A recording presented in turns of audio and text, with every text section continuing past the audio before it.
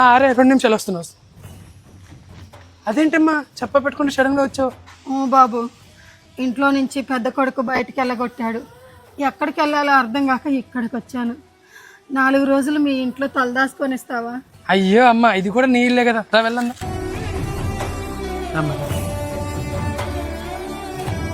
కూర్చోమ్మా, ఇప్పుడే వస్తాను. పావని, అమ్మని అన్న ఇంట్లో నుంచి తరిమేశాడంట, 4 రోజులు ఉంటానని వచ్చింది. ఏంటండి మీ అమ్మ కొడుకు తరిమేస్తాడు కదా అని వచ్చి సీదా మన్నెత్తి మీద కూర్చుంటే అలా?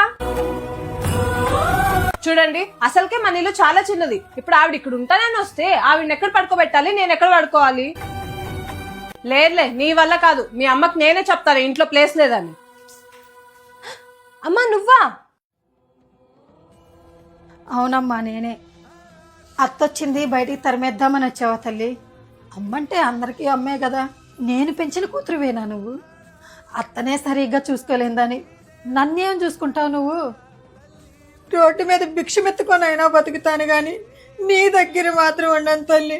కొడుకేమో తల్లిని బయటికి తరిమేశాడు, కూతురు ఏమో అత్తనుకొని బయటికి తరిమింది. దేవుడా, ఇలాంటి పిల్లలు ఎవరికి వద్దు, వద్దు, ఇలాంటి పిల్లలు ఎవరికి వద్దయ్యా. వయసు అయిన వాళ్ళని బాగా చూసుకోండి అమ్మా, బాగా చూసుకోండి, మర్చిపోవద్దు.